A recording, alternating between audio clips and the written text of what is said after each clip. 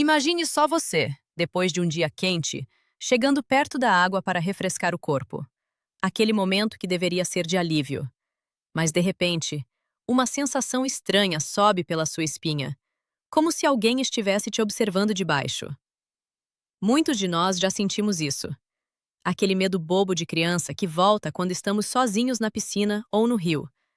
Aquele calafrio que não explica, mas que faz a gente sair da água mais rápido do que pretendia. Se essa história está te alcançando agora, eu te peço de coração, deixa o like e se inscreve no canal.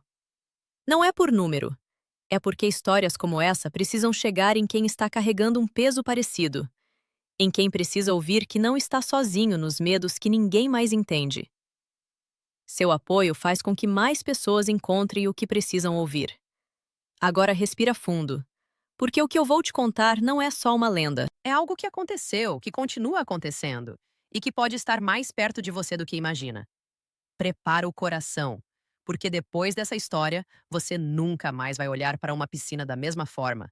Era uma tarde comum de verão na cidade de Florianópolis, o tipo de dia em que todo mundo corre para a beira da água.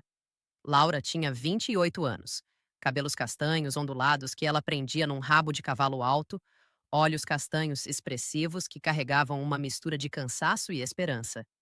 Ela era professora de educação infantil, passava o dia lidando com crianças cheias de energia e, nas férias, sonhava apenas em descansar. Mas o descanso dela nunca era tranquilo. Desde pequena, tinha pavor de água profunda. Não sabia nadar direito e evitava qualquer lugar onde não conseguisse tocar o chão. Naquele verão, o namorado dela, o Marcos, insistiu em alugar uma casa de temporada perto de um lago particular. Vai ser bom para você enfrentar esse medo, ele disse com aquele sorriso confiante. Laura concordou, mas por dentro o peito apertava. Ela não contava para ninguém, mas toda vez que via uma superfície de água parada, lembrava da tia que contava histórias antigas sobre o lago da região. Diziam que ali, há mais de 30 anos, uma menina chamada Sofia tinha se afogado. Tinha apenas 7 anos. Os pais dela estavam distraídos num churrasco e, quando perceberam, já era tarde. O corpo foi encontrado dias depois, preso em raízes submersas. Desde então, as pessoas falavam de mãos geladas que puxavam os pés dos nadadores. Laura ria dessas histórias durante o dia, mas à noite acordava suando frio. Ela e Marcos chegaram na casa no final da tarde. O lugar era lindo, cercado de árvores, o lago calmo refletindo o céu alaranjado.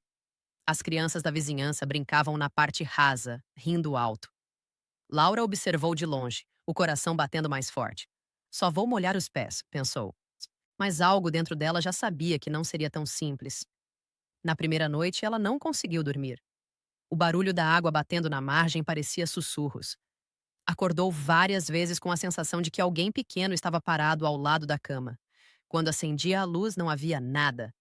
Marcos dormia profundamente ao lado dela. Na manhã seguinte, ele a convenceu a entrar na água juntos. Eu seguro você, prometeu. Laura entrou devagar, a água fria subindo pelas pernas. Por alguns minutos foi bom. O sol aquecendo os ombros, o namorado rindo. Até que sentiu um toque leve no tornozelo, como dedos pequenos e gelados. Ela puxou a perna rápido, riu nervosa e disse que era só uma planta. Mas sabia que não era.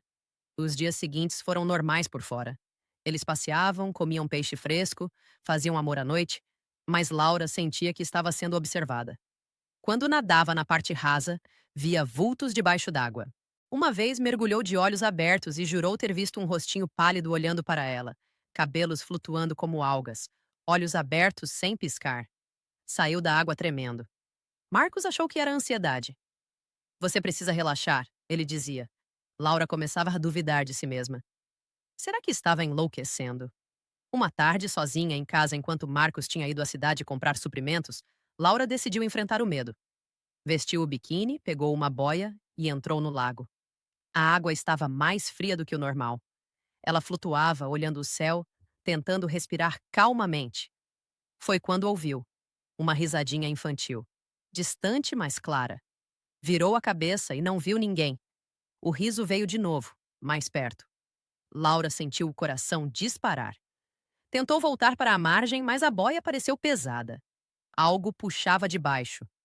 Mãos pequenas e geladas envolveram seus tornozelos. Ela chutou desesperada, gritou, mas a água abafava o som. A força era surpreendente para algo tão pequeno.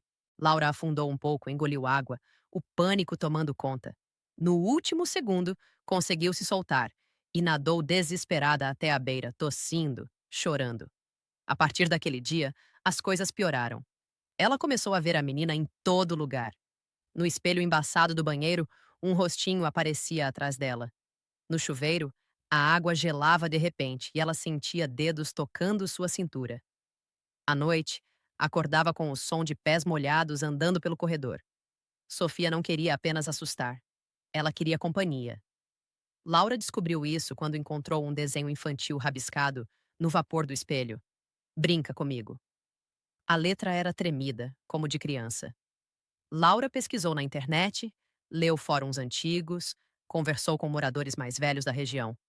Todos conheciam a história de Sofia. Uma senhora idosa contou que a menina tinha morrido com muito medo e solidão. Os pais dela nunca superaram e se mudaram logo depois. Desde então, Sofia vagava, puxando quem se aproximava demais da água, como se quisesse levar alguém para brincar eternamente no fundo. Vários nadadores tinham desaparecido ali ao longo dos anos. A polícia sempre falava em cãibras ou descuido, mas os locais sabiam a verdade. Marcos começou a notar a mudança em Laura. Ela parou de sair de casa, dormia com as luzes acesas, evitava até tomar banho demorado. Ele insistiu que fossem embora, mas Laura sentia que não podia simplesmente fugir. Havia algo inacabado. Uma noite, depois de uma briga forte com Marcos, ela caminhou sozinha até o lago. A lua cheia iluminava a superfície como um espelho prateado. Laura parou na margem, o coração batendo forte. Sofia, chamou baixinho. O vento parou. A água ficou imóvel. Então, bem no centro do lago, um círculo se formou como se algo estivesse subindo. A menina emergiu devagar. Cabelos longos escuros, grudados no rosto pálido. Vestido branco rasgado que um dia fora bonito. Pés descalços, flutuando acima da água. Os olhos eram grandes, tristes, mas havia fome neles. Laura sentiu as pernas fraquejarem, mas não correu. Você está sozinha há tanto tempo, disse com a voz tremendo. A menina inclinou a cabeça como se entendesse. Laura continuou falando, contando sobre as crianças que ensinava, sobre o medo que ela mesma tinha da água, sobre como se sentia sozinha, mesmo estando com alguém. Lágrimas escorriam pelo rosto dela. De repente, Sofia estendeu a mão gelada. Laura hesitou, mas tocou. O frio subiu pelo braço como gelo queimando. Imagens invadiram sua mente. O dia do afogamento. A mãe gritando ao longe, a água entrando pelos pulmões, o desespero, a escuridão. Laura sentiu toda a dor da criança. Chorou junto. Você não precisa mais estar sozinha, sussurrou. Nesse momento algo mudou. A menina sorriu pela primeira vez, um sorriso pequeno e triste. Mas então o lago começou a borbulhar. Outras formas apareceram debaixo d'água. Mãos de outros afogados se estendiam, querendo puxar Laura para o fundo. Sofia olhou para eles, depois para Laura, como se decidisse. O clímax veio quando Laura sentiu o puxão forte. Seu corpo foi arrastado para dentro do lago. A água gelada cobriu sua cabeça. Ela lutava, mas as mãos eram muitas. No escuro, viu o rostinho de Sofia bem perto do seu. Os olhos da menina estavam cheios de lágrimas. Fica comigo, parecia implorar sem palavras. Laura, em pânico total, pensou na própria vida, nas crianças que ensinava, no futuro que ainda queria ter. Reuniu toda a força que tinha e gritou dentro d'água. Você merece paz, Sofia, não mais dor. Algo aconteceu. Uma luz suave surgiu ao redor da menina. As outras mãos soltaram. Sofia olhou para Laura com gratidão profunda. Pela primeira vez em décadas, o rostinho pareceu em paz. A menina soltou Laura e flutuou para cima, dissolvendo-se em pequenas luzes que subiram até a superfície como estrelas. Laura conseguiu nadar até a margem, exausta, tossindo água, o corpo inteiro tremendo. Marcos a encontrou desmaiada na beira do lago e a levou para o hospital. Os dias seguintes foram de recuperação. Laura contou tudo para ele. Para sua surpresa, Marcos acreditou. Juntos, eles voltaram ao lago uma última vez. Laura levou flores brancas e um ursinho de pelúcia que tinha comprado. Colocou na margem e falou em voz alta. Obrigada por me mostrar que o medo pode ser transformado em compaixão, Sofia. Agora descanse. O vento soprou suave, como um abraço. Pela primeira vez em semanas, Laura sentiu paz. A transformação foi profunda. Laura voltou para casa diferente. Começou a dar aulas de natação para crianças com medo da água, usando sua própria história para ajudar. Aprendeu a nadar de verdade, não por bravura, mas por respeito. Entendeu que os fantasmas que mais nos assombram muitas vezes são dores não resolvidas, tanto nossas quanto dos outros. Ela parou de fugir dos medos e começou a enfrentá-los com compaixão. Marcos pediu ela em casamento à beira de outro lago, um lugar calmo e sem história triste. Ela disse sim. Hoje, quando alguém pergunta sobre o medo dela, Laura conta essa história. Não para assustar, mas para mostrar que até as coisas mais sombrias podem nos ensinar sobre luz. O lago da cidade de Florianópolis continua lá, mas os relatos de puxões diminuíram. Alguns dizem que Sofia finalmente encontrou o caminho para casa. Outros ainda sentem o calafrio. Mas Laura sabe a verdade. O que parecia maldição era apenas uma criança pedindo para ser vista, amada e libertada. E você? Já sentiu mãos geladas na água? Já carregou um medo que parecia maior do que você? A história de Sofia nos lembra que enfrentar o que nos assombra, com coragem e coração aberto, pode transformar dor em cura. Não fuja. Olhe para dentro. O que parece querer te puxar para baixo pode, na verdade, estar te chamando para crescer. Agora me conta nos comentários o que você sentiu ouvindo isso.